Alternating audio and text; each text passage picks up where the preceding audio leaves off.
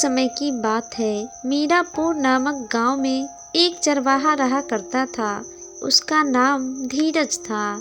धीरज अपनी बेटियों के साथ रहता था। धीरज के 5 बेटियां थीं, जिसमें से वो 4 का तो ब्याह कर चुका था, लेकिन एक बेटी उसके साथ रहती थी। धीरज की पत्नी स्वर्ग सिधार चुकी थी। बिन माँ के बच्चियों को धीरज ने ही बड़े ही जतन से पाला था।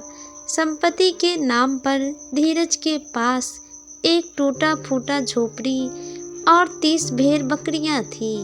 इन्हीं के दूध और ऊन बेचकर अपना और अपनी बेटी का गुजारा करता था।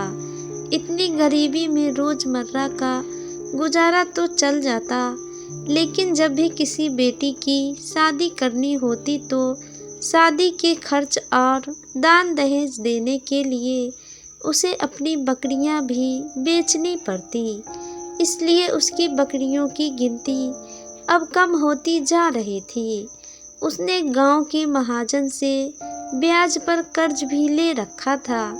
महाजन अक्सर ब्याज वसूलने उसके घर पर आता। धीरज की बकरियों में एक छोटा बच्चा भी था, जिसे धीरज जान से भी ज़्यादा प्यार करता था और उसे सोनू कहकर बुलाता था। सोनू भी धीरज से बहुत प्यार करता और पूरा दिन भर इधर उधर घूमता रहता, कभी खेतों में तो कभी घर में। धीरज का एक वसूल था कि जब भी वो अपनी बकरी किसी से बेचता तो इस बात की तसल्ली कर लेता कि बकरी कसाई के हाथ में न जाए। धीरज ने फिर महाजन से कर्ज पर रुपया ले लिया, क्योंकि उसे अपनी एक बेटी की शादी करनी थी। एक दिन महाजन धीरज के घर आया और कर्ज वापस करने के लिए उसे धमका कर गया कि 2-3 दिन में मेरे कर्ज ब्याज समेत वापस करो। धीरज इस कर्ज के बोझ से मुक्ति पाना चाहता था, इसलिए उसने अपनी बकरी बेचने का फैसला किया। अगले दिन उसने कुछ ग्राहक को अपने घर पर बुलाया। पड़ोस के गांव से एक सेठ अपनी छोटी सी बेटी के साथ बकरी खरीदने आया। सेठ ने एक साथ 10 बकरियां खरीदा और उसकी छोटी सी बेटी सोनू को खरीदने के लिए जिद करने लगी। जब सेठ ने कहा तो धीरज ने सोनू को बेचने से मना कर दिया, लेकिन सेठ की बेटी रोने लगी, जिसके कारण सेठ ज़्यादा रुपए देने को भी तैयार हो गया। धीरज ने सोनू की ऊंची कीमत देखकर सोचने लगा, इतने रुपए में तो वह महाजन का सारा कर्ज भी चुका देगा और अपनी बेटी का विवाह भी कर लेगा। ज़्यादा कीमत मिलता देख धीरज भारी मन से सोनू को बेचने के लिए भी राजी हो गया और नमे आँखों से सोनू को सेठ को थमा दिया। सोनू सेठ के साथ जाने को तैयार नहीं था, लेकिन सेठ जोर जबरदस्ती सोनू को ले ही गया।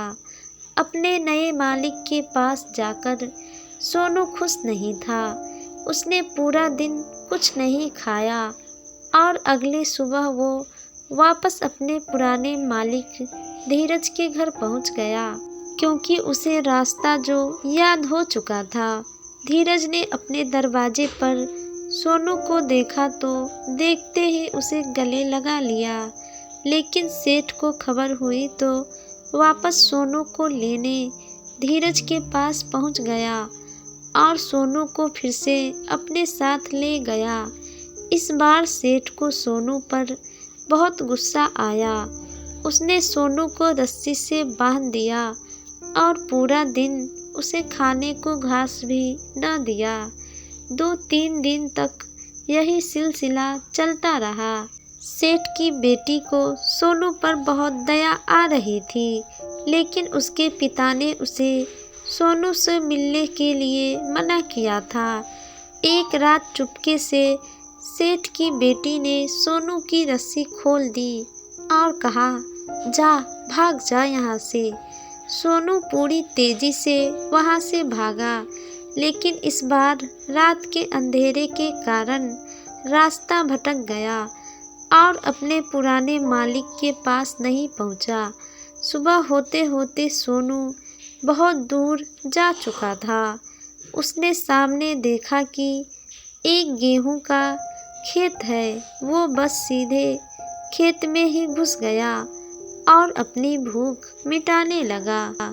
थोड़े ही समय बीतने के बाद उस खेत के मालिक वहां पर आ पहुंचा और सोनू को पकड़ लिया। उसे पकड़ने के बाद वह उसे अपने घर ले गया और एक फाटक में बंद कर दिया। सोनू फाटक में बंद था, तभी एक आदमी आया और सोनू को जबरदस्ती खींचकर ले जाने लगा। सोनू मन ही मन में समझ गया कि अब उसका आखिरी समय आ गया है। वो आदमी एक कसाई था जिसे खेत के मालिक ने बुलाया था और उसके हाथों सोनू को बेच दिया। सोनू ने सोचा अब जो किस्मत में होगा वो होकर ही रहेगा। मेरी किस्मत में कसाई के हाथों मौत लिखी है तो यही सही। सोनू बिना किसी विरोध के कसाई के साथ साथ चलने लगा। बहुत देर पैदल चलते चलते अचानक सोनू को महसूस हुआ कि ये रास्ता कुछ जाना पहचाना सा है।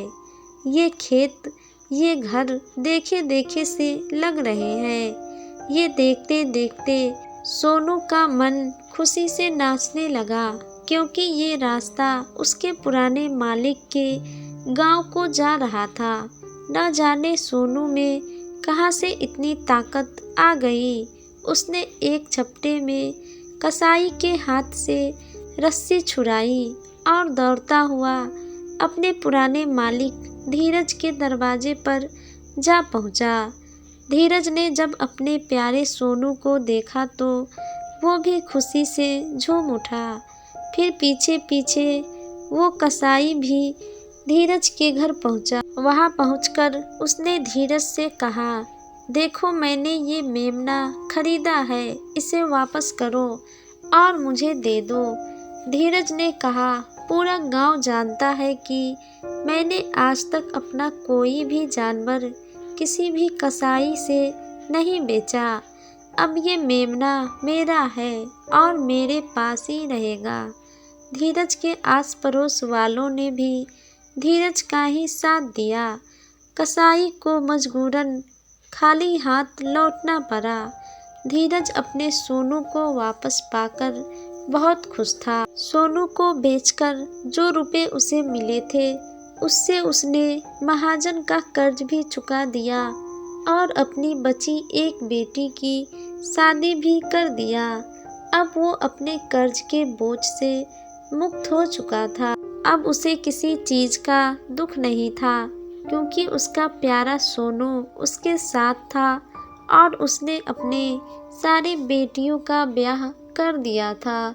वह अब खुशी से और सुख चैन से अपना जीवन बिताने लगा और उसी भेड़ बकरियों के साथ उसी झोपड़ी में रहने लगा और अपना जीवन जीने लगा।